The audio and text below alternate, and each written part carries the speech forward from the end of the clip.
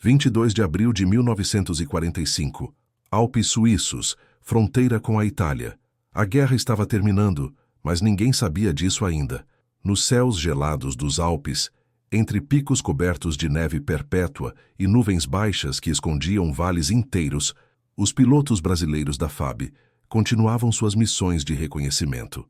O ar era cortante, fino demais para respirar confortavelmente. Dentro das cabines apertadas dos caças P-47 Thunderbolt, o frio atravessava as roupas de couro e congelava os dedos mesmo com as luvas grossas. O tenente aviador Mário Henrique Borges, 26 anos, natural de Campinas, São Paulo, era conhecido entre os companheiros como Borges apenas. Tinha o rosto fino, bigode aparado com cuidado militar e olhos escuros que pareciam sempre focados em algo distante. Antes da guerra, trabalhava como engenheiro mecânico numa fábrica de tratores.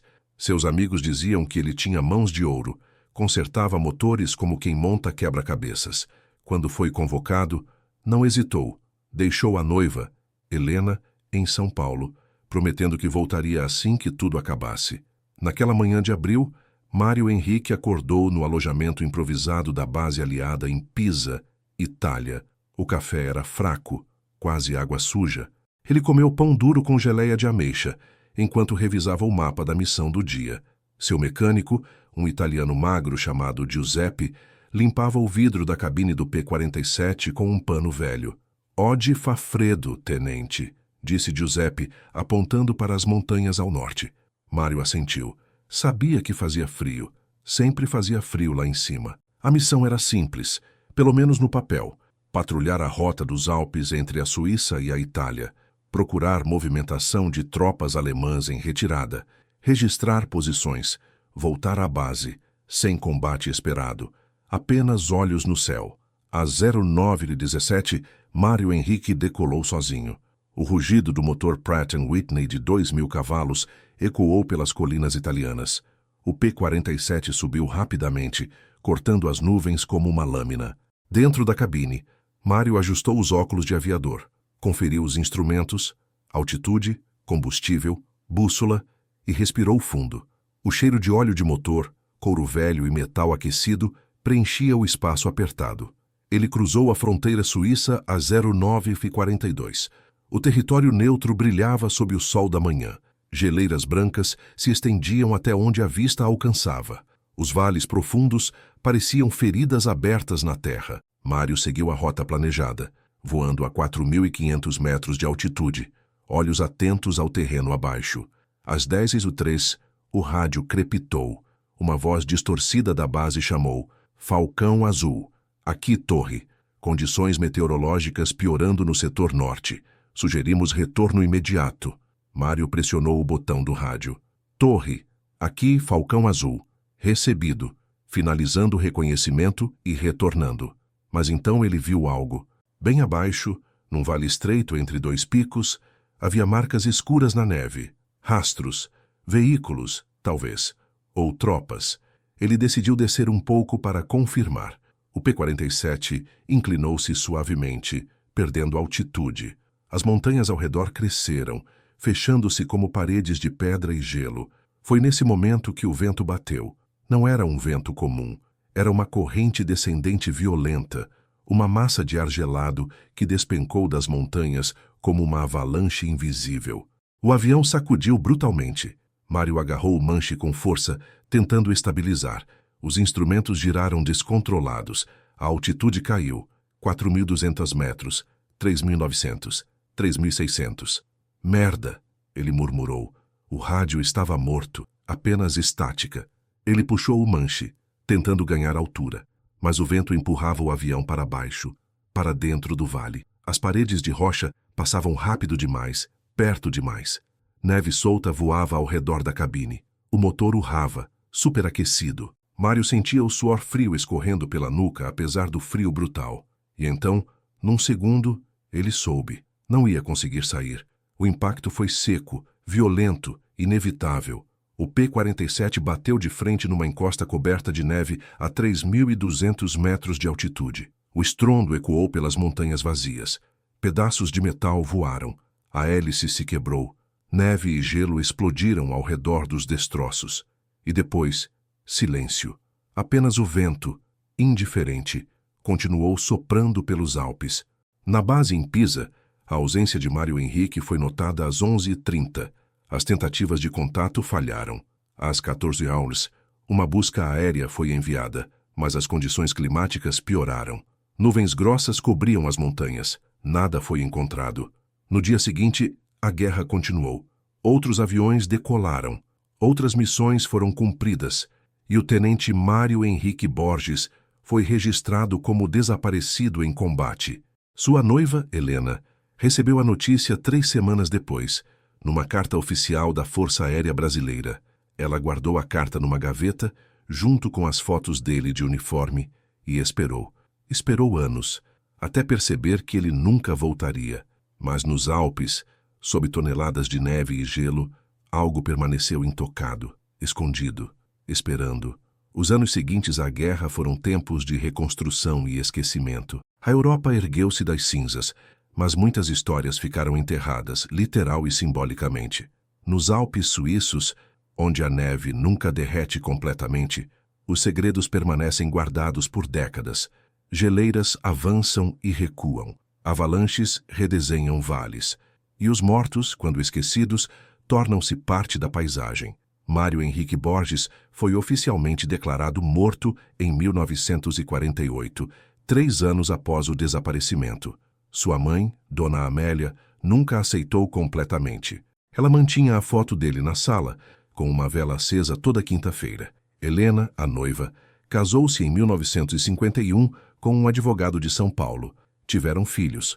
Seguiu em frente, mas nunca jogou fora as cartas que Mário lhe enviara da Itália. No Brasil, a memória dos pracinhas e pilotos da Segunda Guerra foi celebrada com homenagens oficiais, monumentos, desfiles. Mas os desaparecidos, aqueles cujos corpos nunca retornaram, viraram notas de rodapé nos livros de história. Mário era apenas mais um nome numa lista longa demais.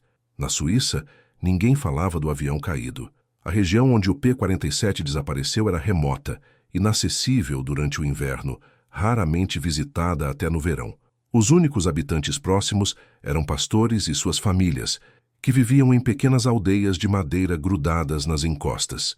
Eles ouviram o estrondo naquele dia de abril de 1945. Alguns viram a fumaça distante, mas ninguém subiu para investigar. A guerra não era problema deles. E os Alpes têm suas próprias leis. Quem entra sem respeito, não sai. Décadas passaram. Os pastores envelheceram. Suas histórias se misturaram com lendas locais. Um avião caiu lá em cima durante a guerra, diziam, mas ninguém sabia onde exatamente, e ninguém procurava.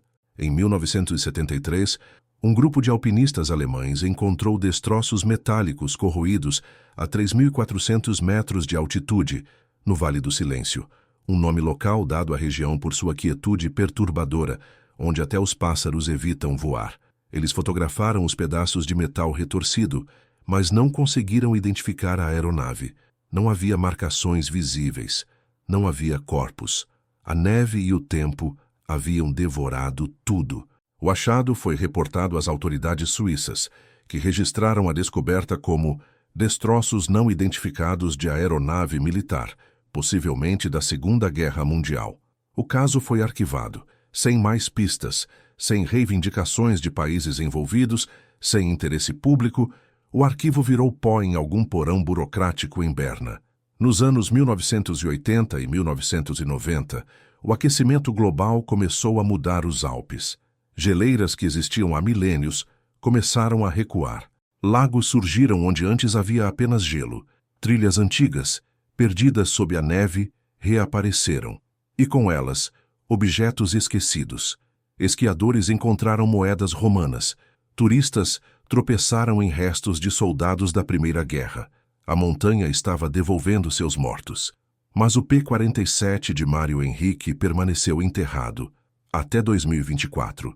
14 de agosto de 2024. Vale do Silêncio. Alpes suíços. O verão daquele ano foi o mais quente já registrado na Suíça. As geleiras derreteram em ritmo recorde. Rios incharam. Encostas antes cobertas de neve perpétua revelaram rocha nua e escura.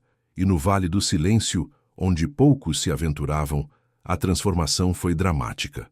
Lucas Maier, 34 anos, guia de montanha e morador da pequena aldeia de Oberwald, subia a trilha que margeava o vale naquela manhã de agosto.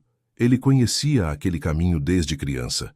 Seu avô lhe contara sobre o estrondo de 1945, sobre o avião fantasma que ninguém nunca encontrou.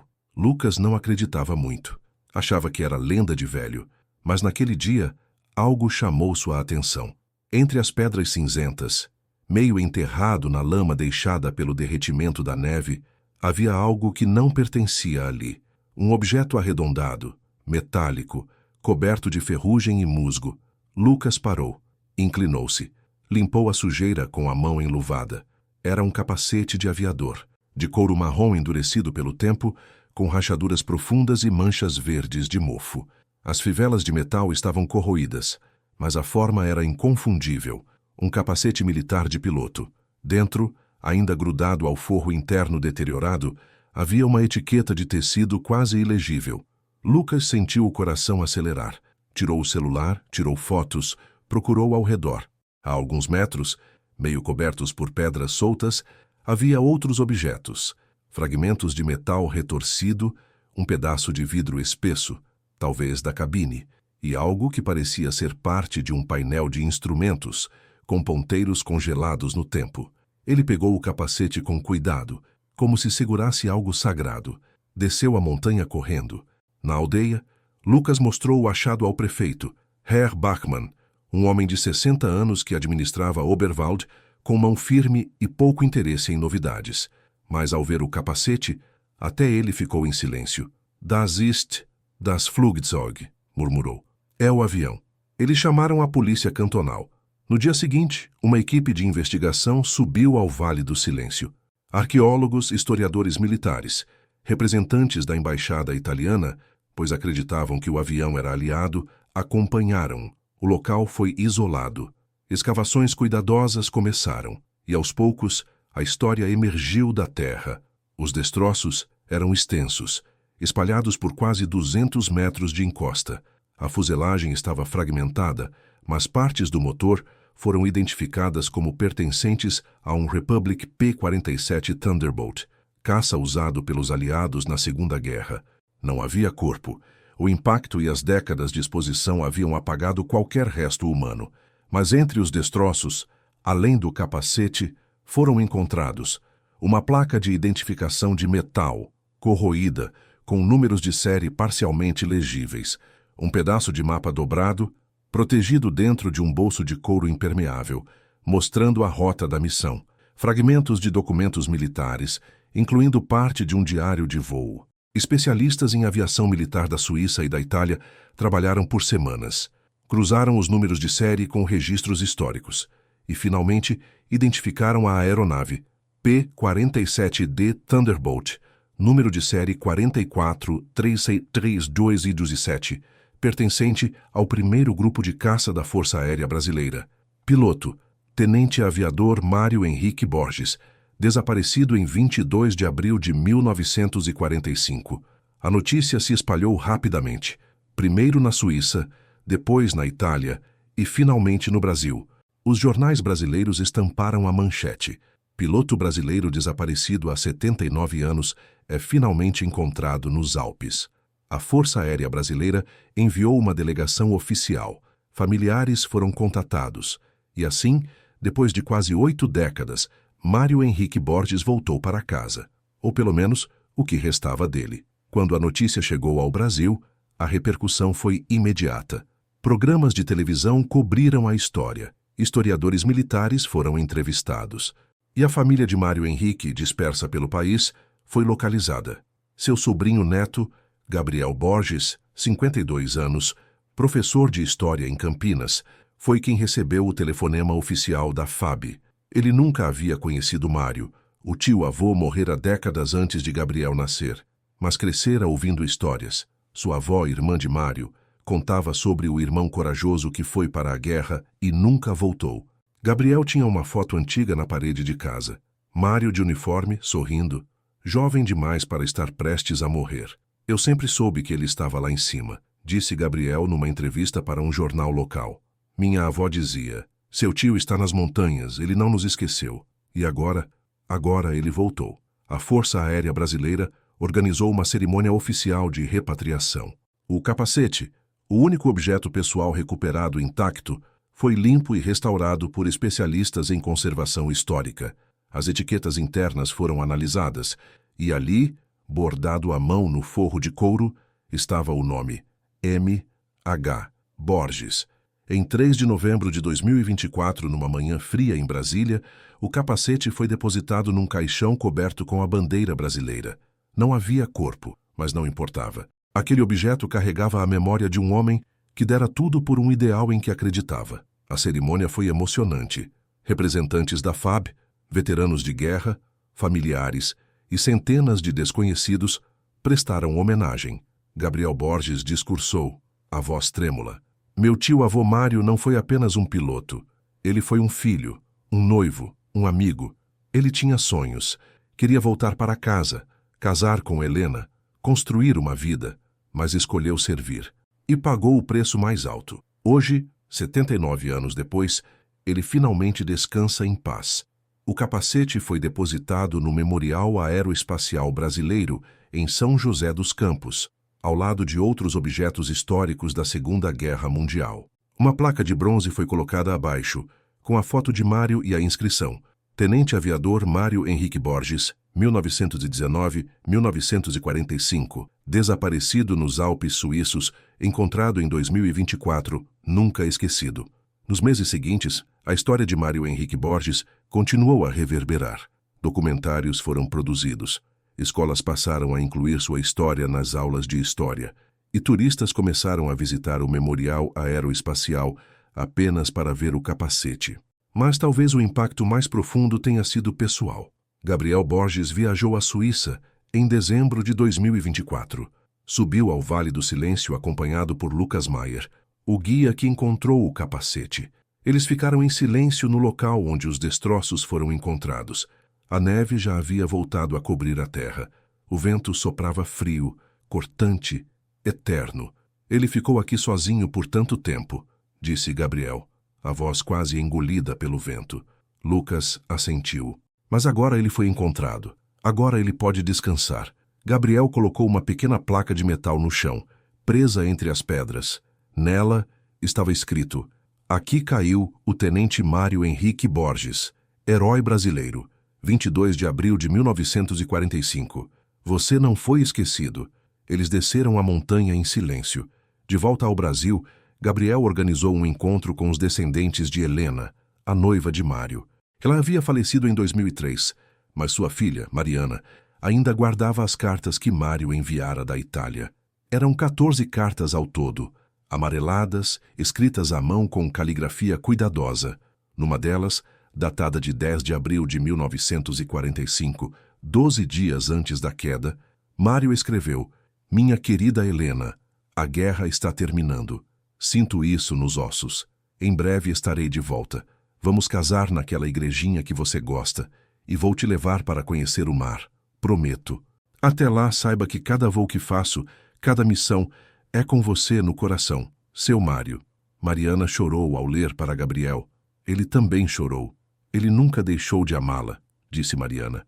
Mesmo lá em cima, sozinho, ele estava pensando nela. As cartas foram doadas ao memorial, onde agora estão expostas ao lado do capacete. Hoje, quando visitantes entram no Memorial Aeroespacial Brasileiro e veem o capacete de couro gasto, muitos param, leem a placa. Olham a foto de Mário Henrique Borges, jovem, sorridente, imortalizado aos 26 anos, e se perguntam quantos outros Mários ainda estão lá fora, esquecidos em montanhas, oceanos, florestas, quantas histórias ainda esperam para serem contadas. A resposta é muitas. Mas Mário, pelo menos, voltou para casa, e seu eco, o som distante de um motor de P-47 rugindo entre os picos nevados dos Alpes, nunca mais será esquecido. Março de 2025. Oberwald, Suíça. A primavera chegou cedo aos Alpes naquele ano. O degelo foi ainda mais intenso que no verão anterior, e o Vale do Silêncio continuava revelando seus segredos. Lucas Maier, o guia que encontrara o capacete de Mário Henrique, voltava regularmente ao local, não por obrigação profissional, mas por algo que ele próprio não conseguia explicar. Era como se a montanha ainda tivesse algo a dizer. Em 19 de março, enquanto percorria a trilha que agora atraía curiosos e historiadores, Lucas notou algo diferente. Uma porção de terra que antes estava coberta por neve compactada havia desmoronado com as chuvas recentes. Entre as pedras e a lama, algo brilhava levemente sob o sol da manhã. Ele se aproximou com cuidado. A encosta estava instável. Ajoelhou-se e começou a cavar com as mãos. Seus dedos tocaram algo frio, metálico, retangular. Com esforço, puxou o objeto para fora. Era uma pequena caixa de metal, do tipo usado por soldados para guardar documentos pessoais. Estava amassada, corroída pela ferrugem, mas ainda lacrada. As dobradiças rangeram quando Lucas forçou a abertura. Dentro, protegidos por um revestimento oleoso que os preservara da umidade completa, havia papéis, cartas, muitas cartas. Lucas sentiu as mãos tremerem. Reconheceu imediatamente a caligrafia. Era a mesma das cartas que haviam sido encontradas nos destroços meses antes. Mas estas eram diferentes. Não eram cartas enviadas, eram cartas escritas e nunca enviadas. Rascunhos, pensamentos íntimos que Mário Henrique havia guardado para si. Lucas desceu a montanha mais rápido do que nunca. 2 semanas depois. São Paulo, Brasil. Gabriel Borges recebeu um e-mail da Embaixada Suíça no Brasil. O assunto era direto. Nova descoberta relacionada ao tenente Borges. Ele abriu o anexo com o coração disparado. Eram fotografias de alta resolução das cartas encontradas por Lucas. A primeira carta estava datada de 20 de abril de 1945, 2 dias antes do acidente. Gabriel leu em silêncio, sentado à mesa da cozinha, enquanto a esposa preparava café. Helena, escrevo esta carta sabendo que talvez nunca tenha coragem de enviá-la. Hoje voei sobre os Alpes e vi algo que me fez pensar em tudo que deixei para trás. As montanhas aqui são tão grandes, tão eternas, que fazem um homem se sentir pequeno. E eu me sinto pequeno, amor, pequeno e cansado. Não conte para ninguém, mas às vezes tenho medo, não de morrer. A morte na guerra é apenas uma possibilidade com a qual todos nós aprendemos a conviver. Tenho medo de desaparecer sem que você saiba o quanto te amei, sem que minha mãe saiba que pensei nela todos os dias, sem que meus amigos saibam que guardei cada risada, cada conversa, como quem guarda tesouros. Se algo me acontecer, quero que saiba. Eu fui feliz. Por ter te conhecido, por ter vivido o que vivi, por ter servido ao meu país. Não haverá arrependimentos. Mas, por favor, não me espere para sempre. Viva, Helena, case-se, tenha filhos, seja feliz. E se um dia, muitos anos depois, você pensar em mim, sorria, porque eu terei sido apenas uma página bonita na sua história. Seu para sempre, Mário. Gabriel não conseguiu conter as lágrimas. Sua esposa, ao vê-lo chorar, sentou-se ao seu lado e segurou sua mão. Ele leu a carta em voz alta para ela, e quando terminou, ficaram em silêncio por longos minutos. Ele sabia, sussurrou Gabriel. Ele pressentiu que ia acontecer algo. Havia outras cartas na caixa. Uma delas era endereçada à mãe de Mário, Dona Amélia. Mãe, não sei se a senhora receberá esta carta. Escrevo mais para mim do que para a senhora, apenas para sentir que ainda estou conectado à casa. Lembro da senhora na cozinha, preparando aquele bolo de fubá que eu tanto gostava. Lembro do cheiro de café pela manhã, do barulho da rua, das tardes de domingo. A guerra muda a gente, mãe. Faz a gente ver coisas que não deveria ver. Faz a gente crescer rápido demais. Mas não se preocupe comigo. Continuo sendo seu filho. Continuo acreditando que o mundo pode ser melhor. Se eu não voltar, saiba que morri fazendo o que achava certo e que a senhora foi a melhor mãe que um filho poderia ter. Com todo o meu amor, seu Mário. Gabriel soube que precisava compartilhar aquilo. Entrou em contato com a Força Aérea Brasileira, que imediatamente iniciou os trâmites para trazer as cartas ao Brasil. A Embaixada Suíça cooperou plenamente, e em 10 de maio de 2025, as cartas chegaram a São Paulo. Junho de 2025. Memorial Aeroespacial Brasileiro, São José dos Campos. A nova exposição foi inaugurada numa cerimônia discreta, mas profundamente emotiva. As cartas inéditas de Mário Henrique Borges foram dispostas em vitrines climatizadas, ao lado do capacete e das cartas já conhecidas enviadas a Helena. Mas a organização do memorial teve uma ideia especial. Convidaram Mariana, filha de Helena, para ler publicamente uma das cartas que sua mãe nunca teve a chance de receber. Mariana, agora com 71 anos, aceitou. Subiu ao pequeno palco montado no salão principal do memorial, ajustou os óculos e segurou o papel com mãos trêmulas. A sala estava cheia. Veteranos de guerra, familiares de pracinhas, estudantes, jornalistas, todos em silêncio. Mariana começou a ler a carta de 20 de abril. Sua voz era suave, mas firme. Quando chegou a parte em que Mário pedia que Helena não o esperasse para sempre, que seguisse em frente, Mariana pausou, respirou fundo e disse: "Minha mãe nunca esqueceu dele. Ela se casou, sim. Teve filhos.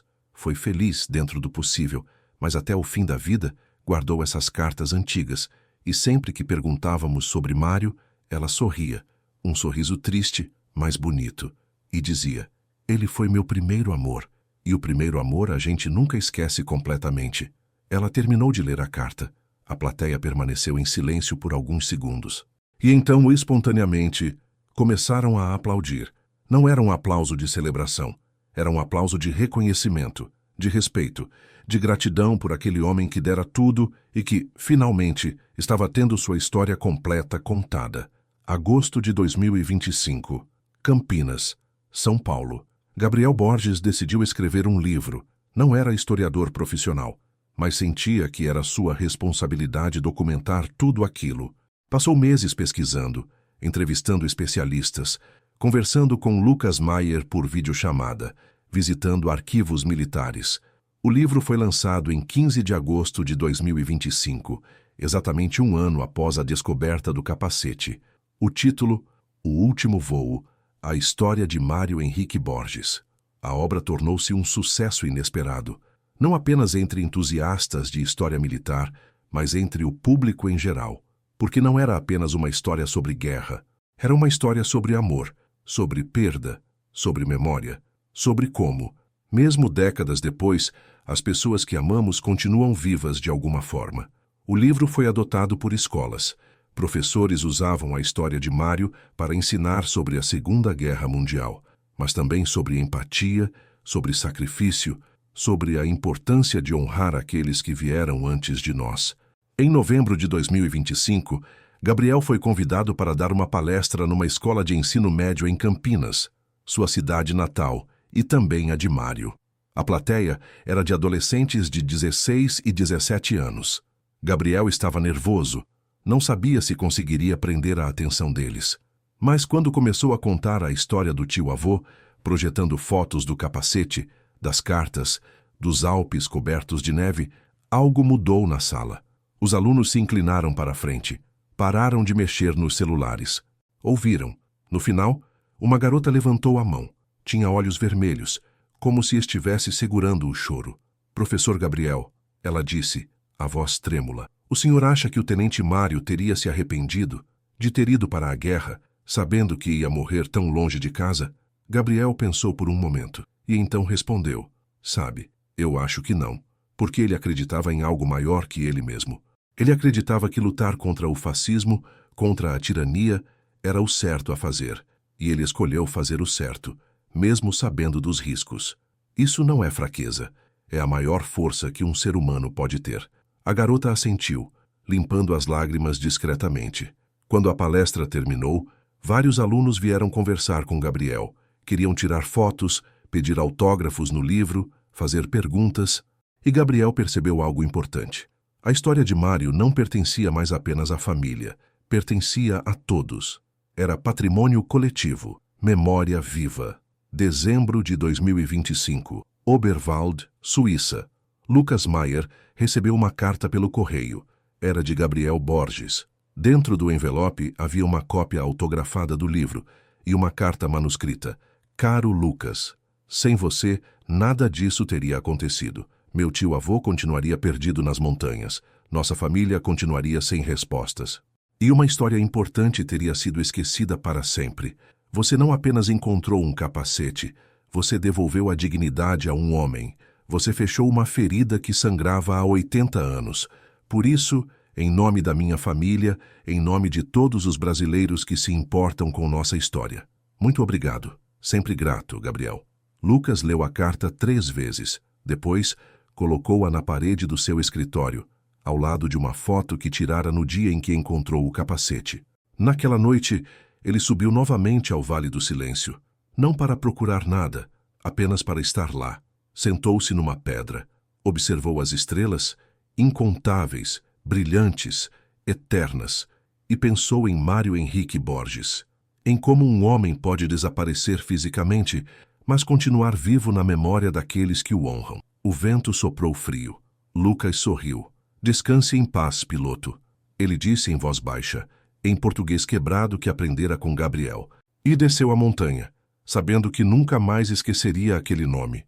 Hoje, quando você visita o Memorial Aeroespacial Brasileiro, a história de Mário Henrique Borges ocupa uma sala inteira. O capacete está lá, em lugar de destaque. As cartas, tanto as enviadas quanto as nunca enviadas, estão dispostas em sequência, contando uma narrativa completa de amor, coragem e sacrifício. Mas talvez o objeto mais tocante seja o mais simples, uma pequena fotografia em preto e branco de Mário e Helena, tirada em 1943, 2 anos antes da guerra. Eles estão sentados num banco de praça em Campinas. Mário sorri largo, o braço ao redor dos ombros de Helena. Ela olha para ele, não para a câmera, com uma expressão de pura felicidade. Abaixo da foto, uma placa diz: eles nunca se casaram, mas o amor deles atravessou 80 anos e 2 gerações. E isso, tio, por si só é eterno. E assim, a história do tenente aviador Mário Henrique Borges, o homem que caiu nos Alpes em 1945 e só foi encontrado 79 anos depois, finalmente chegou ao fim. Não com esquecimento, mas com memória. Não com silêncio, mas com palavras que ecoarão por gerações. Porque algumas histórias, por mais que sejam enterradas, sempre encontram um caminho de volta à luz.